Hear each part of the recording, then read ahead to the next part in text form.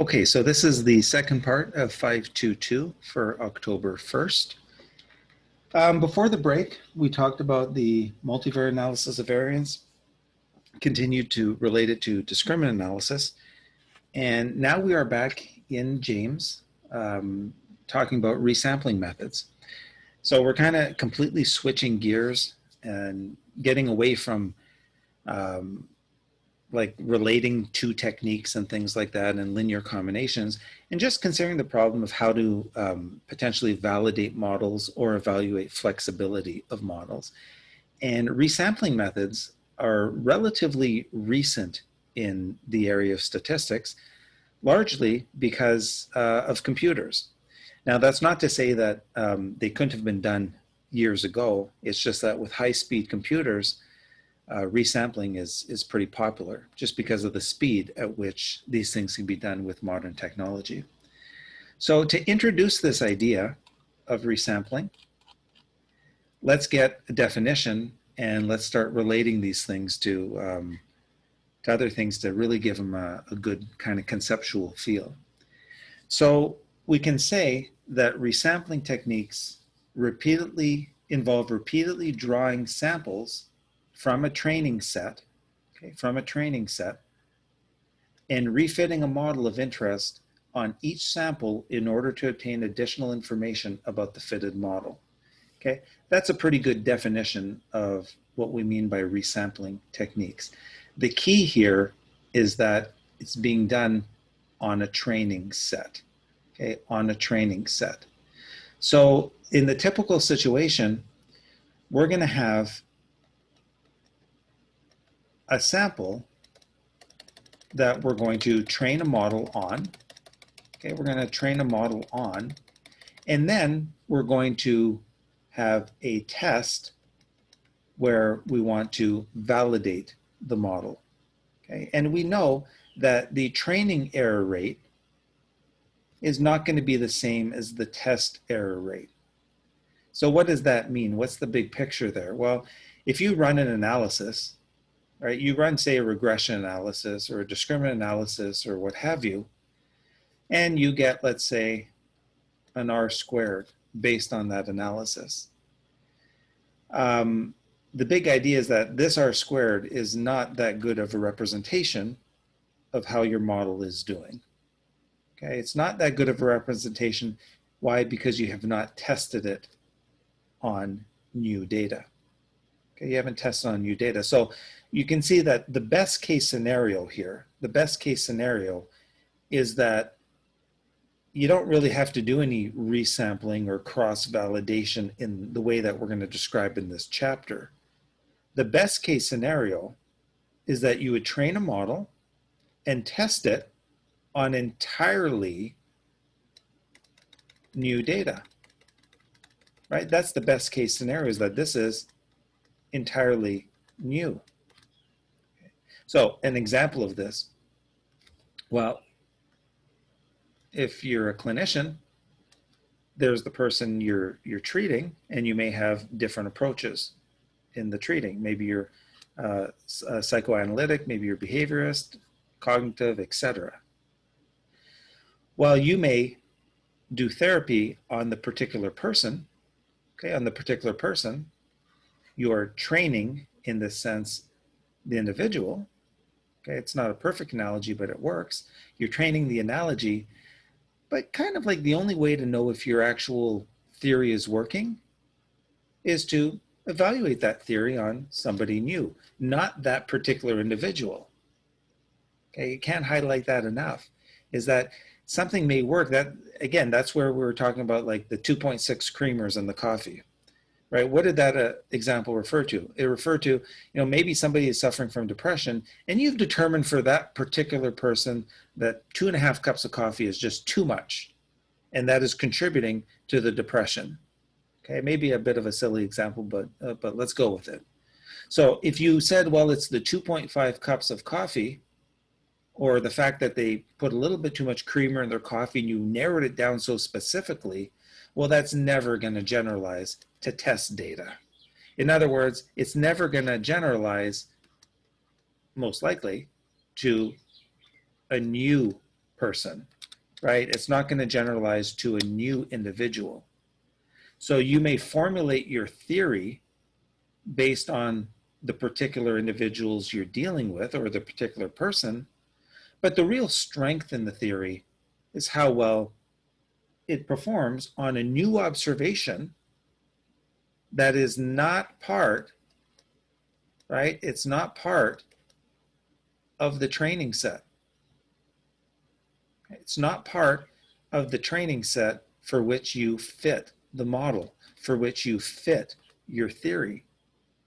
Should be evaluated on new things. So imagine if Freud took a group of 100 people, and analyzed them and said, there, my theory's done. I've analyzed all their peculiarities and I developed a theory of psychoanalysis.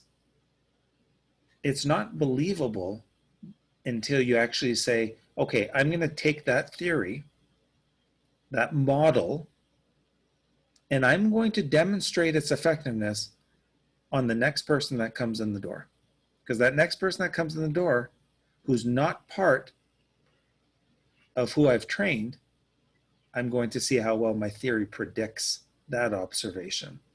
This is not only a statistical concept, this is a scientific one.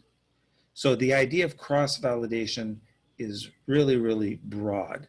In this chapter, they talk about statistical techniques for cross-validation, but you should realize that as a scientist, you're definitely interested in doing this in one way or another. Otherwise, you really have nothing to go on because you may just be fitting peculiarities to your data and capitalizing on chance factors. I keep drawing this, right? Something like this. Let's connect the dots, right? It's like, wow, that fits perfectly. Look, I can explain 100% of the variance on the person I am dealing with. Well, that's only so much, right? Generalize this to a new data set, to a new person, apply your behaviorism to a new person, and if Skinner could not tell us what the new rat was going to do, then all of his analysis on the current rat in the Skinner box is not as useful because it cannot predict new behavior. So you want to model, you want to train, but you want to test. So that's the first choice. The best case scenario is that you can have a whole new data set that you can test the theory on, test the model on, right? Notice I'm kind of drawing an analogy between model and theory. Model, a statistical model, is what we're dealing with in the statistics book, but more generally, it's about theory. So when I fit this, I'm fitting a theory to my data. I'm fitting a statistical model. See that analogy between those two things. So why do we call these things resampling? Well, resampling approaches are most useful when this becomes an impossibility. You cannot have entirely new data sets, or at least not today. Maybe tomorrow you'll have a new data set for which you can evaluate the theory that you've trained on here. But resampling is most useful when you have one data set and you want to be able to get some estimation of that test error, right? You want to get some information about that test error, or at least an estimate of it, so that you can get on with things and not have to have an entirely new data set. So we're going to look at some of those techniques. The first thing to note is they can be computationally expensive, but for most data sets, who cares? Because we got a lot of computing power. Now, if you're dealing with big data applications where the data sets are like humongous, that might actually be like cause for concern. It's hard to imagine with most of the small data sets we deal with why computational expense could actually be an issue. But if you have like millions of observations, some of these things can actually take a long time to run, even with modern computing power. So we have to be aware of that as well. Operates on different subsets of the training data. So many of these techniques are going to take that initial training data, right? The initial training data that I had up here, and instead of having an entirely new test data, it's going to get the test data from here, okay? but it's not going to train that observation. So you're gonna start with a data set and you're gonna allot some of it to test and then the rest of it to train. Okay, that's the key. These techniques fall under the ideas of cross-validation and the bootstrap. So we'll look at cross-validation, a few methods for that. But when we talk about cross-validation, we usually talk about this for two specific reasons. One is model assessment. You want to see how good your model is, which is what we've just talked about. Right? You know, how good is behaviorism? Well, let's assess the model on the next rat. I've theorized for a year, now let's start assessing it. That's model assessment. Model selection is also one way that cross-validation can be used, because in model selection, you're dealing with issues of flexibility, which is, again, the infamous curve that I keep drawing here, connect the dots. You know, does this cross-validate to new data? No, because maybe the new data does this. So all that time that you had that theory, you know, you had a very specific theory, it doesn't even generalize to the next person who walks in your office. Doesn't even generalize to Skinner's next rat. So it can't be that good of a theory. It can't be that good of a model if it's just too flexible. You have too much flexibility built in. Or at the opposite extreme, you can almost think of it as being it's too rigid in that way, right? It's too rigid. You have to actually, you know, maybe just a linear equation would be fine, right? Maybe that's the best we can do across things, right? So even in the clinical situation, you can think of it as saying, well, you know, can we really measure depression to that extent? Or can we just kind of ballpark it when you incorporate many different individuals? And that, again, is a really, really important idea. It's not just a statistical idea, it's a scientific one.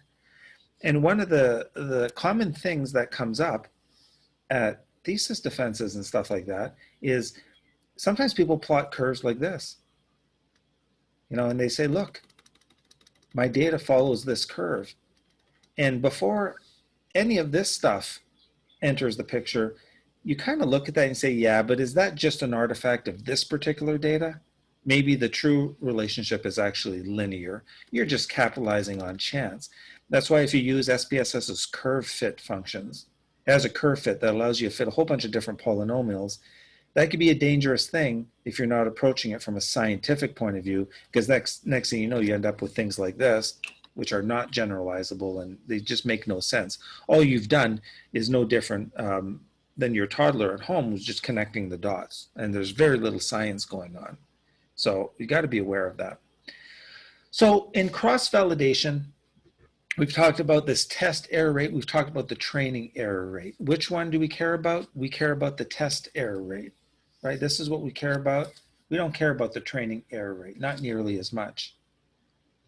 The test error rate is what we want to know. So if you apply this to new observations, a measurement that was not used in training the method, that is key, right? It's not used in training the method.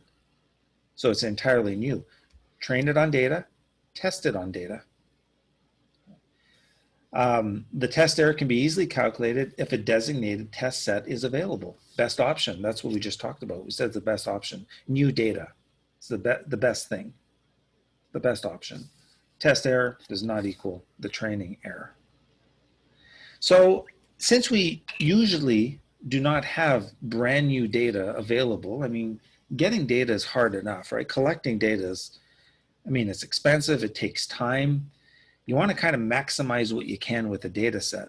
You know, imagine you spend like 3 months collecting 200 objects or 200 subjects and stuff like that, and then somebody says, yeah, but we just want you to validate your model on new data. Well, that's not necessarily easy. So the compromise that we've been leading up to is to adjust the training error rate in order to estimate the test error rate. If you can make an adjustment on the training error rate, you'll be in good hands in terms of estimating that test error rate. So we're going to see that many times what we do is we have a holdout sample, right? Have a holdout sample. So collect your data, but then leave a little bit for validation purposes. Don't put it all in the training. Leave a little bit for validation. So how much are you going to put for validation? Well, that's the central question. Training, right? There's your train. Here's your test. The big idea of what we're going to look at in the next two procedures is whether your test data should be a subset of this. This is before you train it, right? You're just taking a few data sets and you're putting it, or a few data points and you're putting it here. Or maybe it could actually be a much smaller subset, like one particular point. So that's going to be what differentiates these procedures over here. But it's nice to have that holdout sample, that holdout set, validation or the holdout set. And then once you have that, you can assess things like MSE, mean square error, to see how well your test error rate is functioning. Now, I drew up an analogy here, which I think is actually really, really useful with this training and testing idea. And because I was thinking about this, I was thinking, how can you describe training and testing kind of using the same data set? Because it doesn't, you can't really think of that in terms of like a human application, right? Because, in a human application, you train this person, but in these validation set approaches, what these approaches are saying, what the validation set approach is saying, take some of this and kind of put it over to test. Like take some of your original sample and devote some of it to test. That's what the validation approach is saying. So how do you do that, right? How can I do that? Well, it makes no sense. I'm not going to train the upper part of this person and then the lower part put it as a test. That's the analogy that is being done in statistics, though. Take your data set and divide, leave a little bit for test. So it doesn't really work that way, except if you consider the idea of twins. And I think this analogy actually works pretty well. So I'm going to train on one twin, and I'm going to test it on another. That is probably the closest approximation that you can get to the idea of separating your original data set into a train and a test. So leaving a holdout set, the second twin is the holdout. The first twin is what you're going to train on. And the reason why we can draw that analogy, or that, it's not perfect, but it kind of works, is because you can say in a sense that this person is being drawn from similar characteristics as this person, which is exactly what we're trying to communicate when we talk about that validation set. That you're going to have some data you train and some you test on, but this is being drawn from here. So you can think of it that way. And I mean, there's been studies, we all know that there's been a lot of studies on twins and stuff like that. And when you kind of conceptualize that, you can see that actually makes some sense, that they're looking at one twin and then evaluating how the other twin does. So if you have a theory about one twin, maybe you can test it on the second one, train and then test. So how does it work? Well, here's a schematic display of the validation set approach. So you have a set of n observations. They're randomly split into a training set, shown in blue. There's your train. And then you have a test set. So no problem, right? Take a little bit and divide it up. Now, how much do you take? Well, they did an example here where they take 392 observations into two sets, a training set of 196 and 196. Those don't always have to be equal. And as we're going to talk about in a moment, sometimes there's some advantages to actually, making this a lot bigger, right? And what could be some advantages of training on more data? Well, if you have more data that you're training on, probably getting, in many cases, a better estimate of what's going on, right? Than if you take 196 versus 196. Because if I'm, training on 391, notice I've left one out, right? We're going to call that leave one out in a second. But if I train on 391, that's giving me a good idea of what's going on in the data. Right? It's giving me a good idea. If I only train on 196, well, then I don't have as much of a sample. And we know that bigger samples are going to be better. They're going to give you a better reflection of what's going on. So we're going to see in a second that maybe taking a bigger initial set and then testing, so there's our train, and I test on one observation, the n-1th observation, right? So the last observation is right over here. Actually, let's just put that as the nth observation. This is the n-1 total up to the 391, and then that's going to be the nth. That's going to be your last one over here. So we're going to see that in a second. But we want to split up that data set. We want to split up your original data set. Well, here's some examples of the validation set approach used on the auto data set in the book. Kind of emphasizes the purposes for why we want to do this. Well, we mentioned there's two general purposes. You want to evaluate your model. How well does your model fit? But you also want to potentially use it, and you don't have to, but potentially you want to look at it for flexibility. Well, in this particular case, we're looking at the flexibility of the model. So in this case, there's a 1 down here. They don't write in the 1, but here's the 1 over here. There's the second degree of the polynomial. There's the 4, there's the 6, etc. Really going to like a high order polynomial. So this is the validation error estimate for a single split into training and validation sets. Well, we can see that a linear model is out. Mean squared error is too high, that we're probably better off with one of these. And if we want to go with the case of parsimony, well, probably the quadratic is fine, right? And you definitely don't want to be, one of those people who takes a random data set or a data set that has so much variability in it and say, my goodness, let's see, that's the best one, right? We got to the 7th power. That's going to be really hard to kind of justify on new data. Simpler is usually better. Even going to a quadratic, that's enough. Definitely don't want to go linear here. There's obviously something nonlinear happening in the data, but don't go to extremes with that. So in this case, the validation error estimates are suggesting, maybe the quadratic fit is best. But this is interesting. The validation was repeated 10 times, each time using a different random split of the observations into a training and a validation set. So we got 10 random splits here, and look at the variability. I mean, just look at it. That's like, wow, right? Like, wow. Lots of variability. What's it telling you? It's telling you that mean square for the 1, too high. It's too high across all of them. There's none of them that it actually goes down. So if you look at all of these different validation curves, it's kind of telling you, I mean, linear is out. And they make that conclusion in the book. They say, the most we can probably say about this is that linear equation for the first order polynomial is definitely out.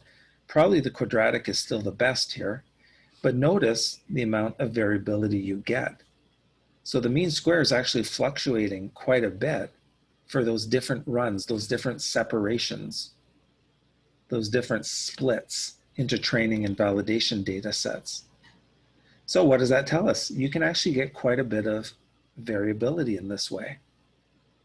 Now, in the approach we're going to look at in a second, we're going to see that that variability lessens because we're going to choose less observations in the test data. But here, because we're doing basically a random split of approximately equal proportion, you get quite a bit of variability. So there's a couple drawbacks to this technique. As shown in the right hand, the validation estimate of the test error can be highly variable, which is what we just said. The second, statistical methods in general perform worse when trained on fewer observations. I was just talking about that on the previous page.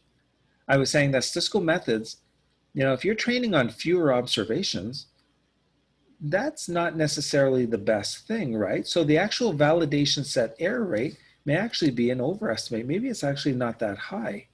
And that's because we have like a 196 or whatever that number was, 196 and 196 split. So if I just say there's 196 here and 196 here, maybe I'm overestimating the test error rate. Why? Because I'm not training the data on that many observations. And we know that statistical methods do best when trained on a lot of observations, right? So maybe the error rate is actually it's overestimated. Maybe it's actually not that bad. I mean, if you want to look at this from a really, take it to extremes, right? Take it to the limit, right? You take it to the extreme and say, what if we did, something like completely like foolish, undoable, but just go with it. And we trained, we said instead of 196, let's just train on one observation, right? And we can never do that, but let's just say, train on one observation, test on everything else. So let's make our test field really, really, really, really big. Well, that would be ridiculous, right? That would be ridiculous. Why? Because of the point they're making here. Boy, this is going to be really, really bad training because it's only trained on one person. So when you kind of test that on everything else, it's going to have a potential overestimate because this is going to just be a poor example. Criticism of historically of things like psychoanalysis, if you think about it from this perspective, or any case studies, doesn't have to be psychoanalysis, could be a case study. This is kind of like the criticism, right? Is that you're training on one individual. So you got to be careful who you generalize to, right? Because you're going to experience a lot of error in the new individuals you apply that theory to, but maybe it's actually an overestimate. That's going to be, that's just a really tough thing to do. Again, you've trained it on one individual, maybe overestimating the error. Maybe your theory is actually better than what's going to come out in the wash. So train it on more observations. Well, let's look at the leave one out cross validation. Leave one out cross validation, instead of splitting it into two random components, says, why don't you train, leaving off from the principle we just described, why don't you train it on more observations? Right? Train it on more people. Instead of randomly splitting into 196 and 196, put everything into the train group, almost everything. So we're going to put everything over here, and we're going to leave one data point for the test. That's the data point. The X1, Y1 is the only one for the test. So you can see that this is kind of like a special case of what we've just looked at in the terms of the validation approach, is that you're going to fit it on these observations and then see how well it predicts this. So the MSE, right, the mean squared error, actually becomes one deviation, which is kind of interesting, right? It's like, wow, one deviation observed minus predicted squared, because you've only taken that one observation out. Again, highlight the fact that you haven't trained that observation. Otherwise, it's not going to work, right? It's make sure you get that big picture. You haven't trained that observation, you just pulled it out. So I'm going to collect data, I collect 100 individuals. I'm going to keep 99, do my experiment on them. I'm going to put 1 over here. But this 1, actually, probably this is a little bit better. I'm going to take 1 from the 100, and then I'm going to train these individuals. Develop a model, right? Develop a model or a theory or what have you to be more general, and then test it on this observation. You can relate it to COVID as well. I mean, if they adapted a vaccine so that it works on, 100 individuals, and imagine if they tweak the vaccine so it's like there, just right. how are you feeling today? Let's evaluate your temperature. Well, let's adjust the vaccine a little bit, little bit, and they fit it specifically to those like 100 or what have you people. And then they said, okay, well, this is going to work. Let's kind of like get it out there and apply it to everybody. Well, what's going to happen? It's going to go to the first test subject, and maybe the first test subject, it actually does fine, but eventually it's going to hit on somebody who they realize after, they say, well, we just capitalized on all that, we overfit, right? We overfit the model. We capitalize on all of those idiosyncrasies of those 100, and we adjusted it just right for them, but it's not going to work on others. Okay. And that's, you can also visualize that in terms of this idea of, as you sample outwardly, eventually you get situations where it just doesn't fit the observations.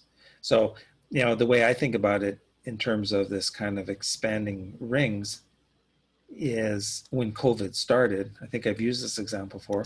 COVID started, you're starting to get a little bit of the data.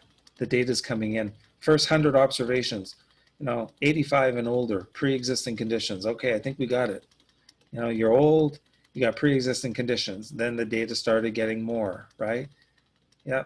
Oops, 65-year-old died.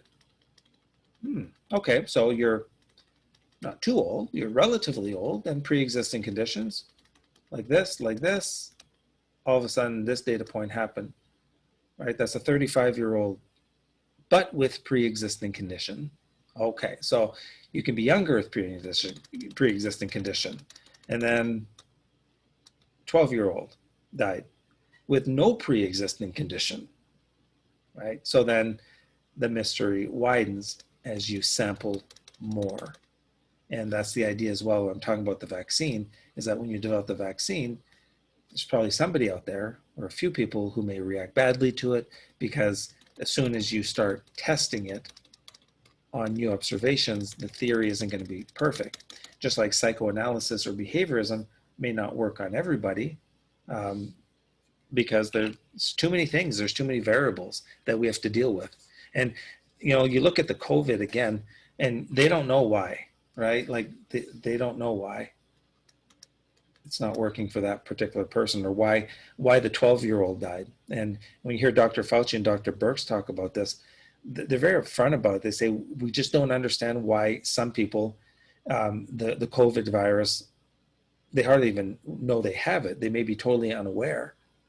And then another person gets it, and within 48 hours they die. And they don't even know what that variable is. Like, there's probably some variable, there's some X underneath everything that's helping to generate that process, but they don't know what it is. So you think about that in terms of that training and testing, and it might help make these things a little bit more real.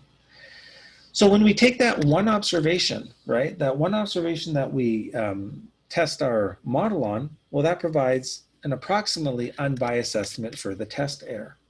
Okay, but the thing is that's only one observation, so it's MSE sub 1. It's an unbiased estimate, but it's a poor estimate because it's highly variable, because it's only based on a single observation. So there's a lot of variability with it. So what do? We get the average. Okay. So we repeat the approach n times, produce n squared errors, MSE1, MSEN, leave one out. Estimate for the MSE is the average of these n test errors. Okay, so it's the average of the n test errors, and you can see that that's what that's computing right there. Okay, it's taking the average of all those single values from 1 to n, and it's producing that cross-validation estimates.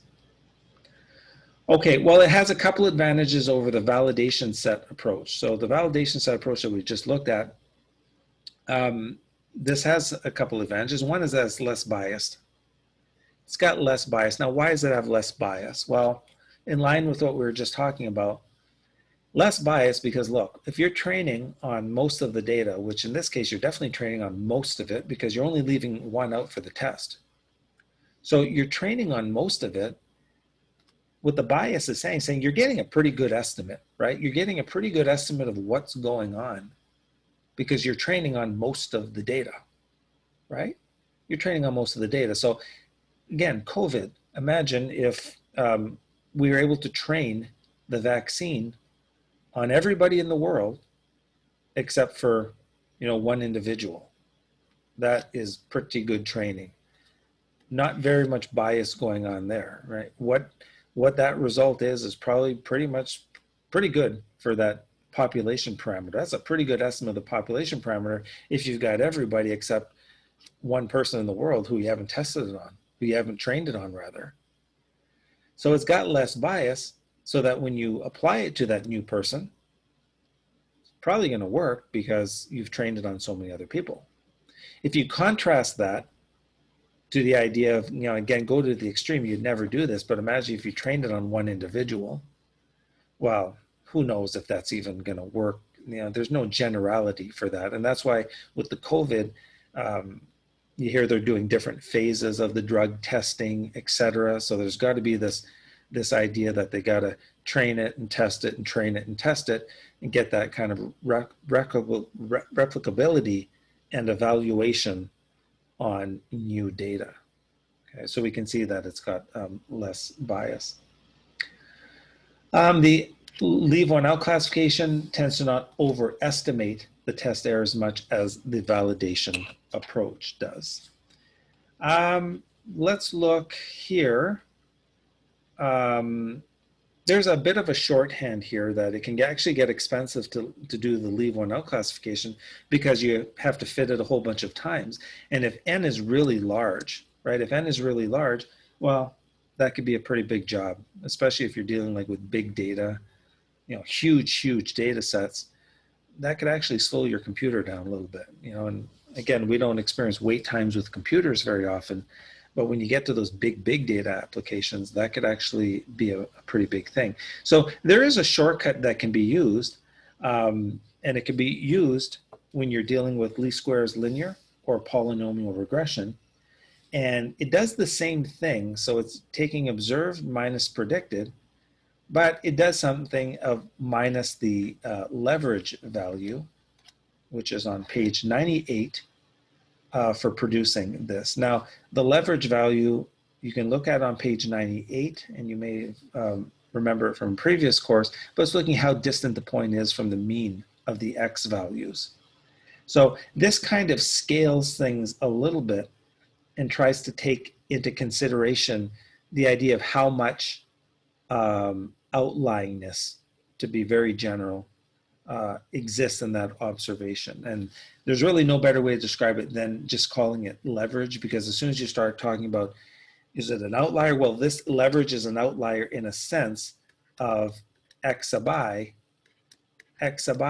being different from the mean of X, but it may not be an outlier in a different sense. So we have to actually keep with the word of leverage here. The residuals for high leverage points are inflated in this formula by exactly the right amount for this equality to hold. So it's kind of scaling it by 1 minus the leverage value. And that's a shortcut, especially if you have a large data set. Let's look at k-fold cross-validation. Now, k-fold cross-validation is similar to leave one out classification, except that you're going to leave out more. So what I'm calling this here, just for convenience, is leave a fold out. Don't leave one observation out, leave a fold out. So you're going to divide your data into k groups or k folds. That's why they're calling it k-fold. And the first fold is treated as the validation set, and the method is fit on the k-1 folds. So imagine you have, like, say, 100 observations. You divide it into 5 folds. Well, maybe train it on 80 and validate it on 20, like that, different folds. Okay. The mean squared error, MS1, is analogous to what we did for the leave one out, but that's evaluated on the left out fold. So the held out fold is just bigger than what it was in the leave one out classification validation, because in the leave one out, the fold was equal to 1. right? The size of the fold was equal to 1. Whereas here, the size of the hold will be equivalent to the ones you're training it on. So you're putting into approximately equal size here. So it's a little bit different. So it involves K estimates of the test error. Now K estimates because we have K folds. Right? We have K folds. So in the example I just did, 100, I divide that up into 5. So I have 5 folds. And then I'm going to produce my estimate of the error. Instead of having N, I'm going to have K folds. So very similar to the method we just looked at. So that's why the book is saying we can see this to be a special case of the K fold in which K is set to equal N. Vantage is computational for the K fold, can be better. Again, extremely large data, right? For big data applications, this might actually be better because you get to fit it, a less number of times. And oftentimes the number of folds suggested are K is equal to 5 or K is equal to 10. You don't necessarily want to do like a lot of folds. And you can look at these graphs here to see when those minimums are achieved, etc. Okay, so the bias variance trade-off for K-fold, and then I want to get to bootstrapping really quick. One issue here, LOOCV is better for the bias reduction. Okay, and this is what we talked about before. Said for bias reduction, the leave one out classification is preferred to the K-fold. Now, why is it better? Again, why do we say, well, because you're training on more data.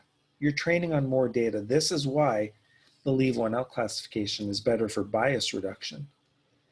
Because if you can train on all these and test on one, less bias because you're getting a pretty good picture. This is the situation that I just described where you're evaluating the vaccine on everybody in the world except for one person. Wow, best case scenario, right? That's the best case scenario.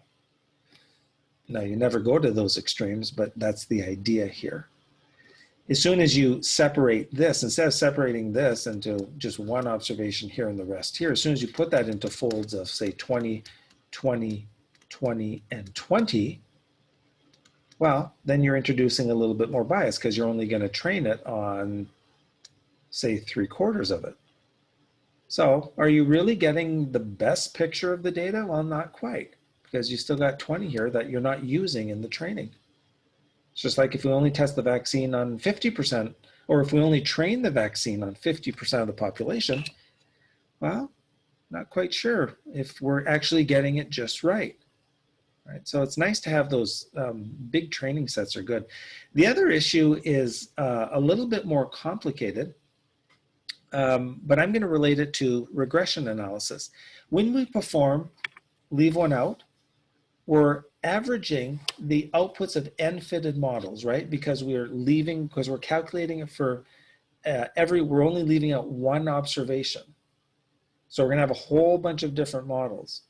That means that the outputs will be highly positively correlated, right? The outputs will be highly positively correlated because we're only taking out one observation. So in other words, what this is saying here is that we're basically training an extremely, extremely similar data set. You're only taking out one observation. So they're going to be highly positively correlated. Okay? Hope that makes sense as to why that's the case, because I mean, these data sets that you're training are going to be borderline identical except for that leave one out that you're not training. So we can expect high correlation. Since the mean of many highly correlated quantities has higher variance than does the mean of many quantities that are not as highly correlated. So the fact that we have a high correlation between our quantities means that we're going to have higher variance. Now, the way to think about this, a good analogy for this, is kind of thinking about it in terms of, we're talking about correlation. So let's just generalize it a little bit. Let's talk about correlation in multiple regression. Okay, so you have correlated predictors in multiple regression. Well, what do we know? We know that correlated predictors in multiple regression are not necessarily good for your regression equation, because for one reason, they're going to produce relatively big standard errors.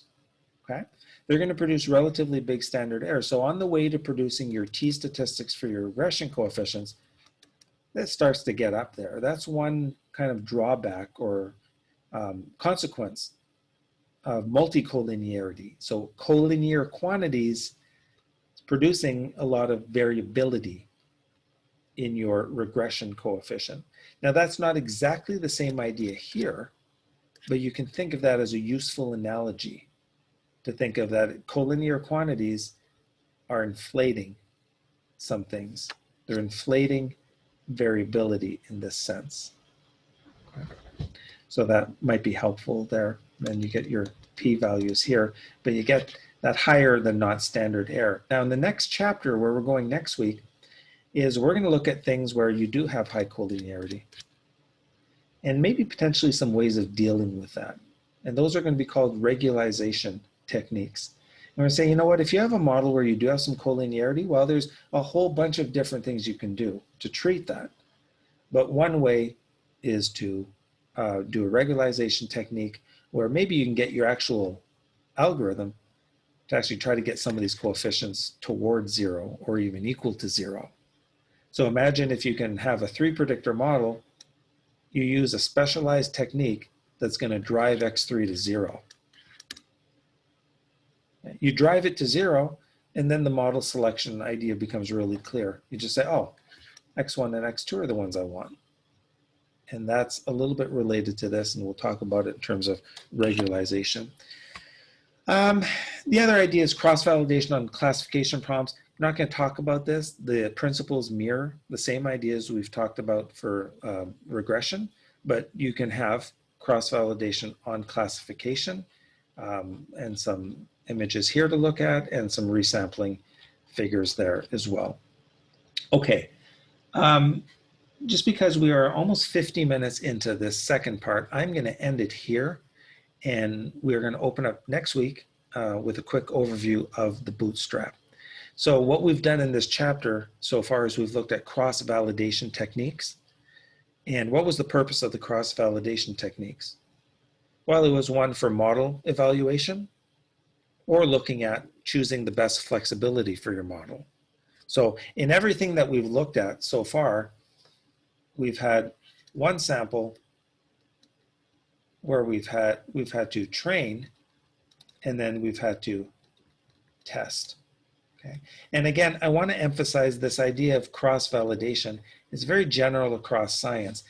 In the kind of zeitgeist that we're living in terms of like machine learning and stuff like this, this is a pretty big deal. And as these authors were excellent, they point out very, very well that the test error rate is not usually equal to the train error rate. Now, that doesn't mean people are going to cross-validate in every paper you read. It doesn't mean that in your labs with your supervisors, you're going to be cross-validating everything. That's not what you may necessarily be doing. You may be just fitting the model, you may be training a model, you may be publishing it. And that's perfectly fine. But what you should realize is that at some point along the scientific process, that model should be tested on new data. Okay. And sometimes we can get that information from the literature. Sometimes we can see how well models can predict future observations, etc.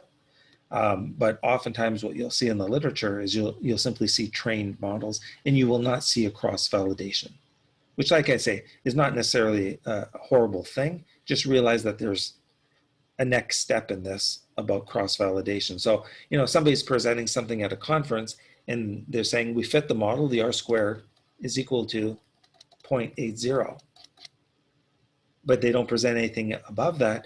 You can ask yourself, you can say, well, okay, that's the training fit. What would be the fit on new data? How well is this predicting new data? So you could even tweak that mentally, and you can say, this is probably a little bit optimistic. I'm going to bring that down a little bit because I know that error rate is probably going to be, or the fit is probably going to be a little bit less on new data. And then you can think about all these things like flexibility and fit of the polynomial and all these things into how you're evaluating that trained data.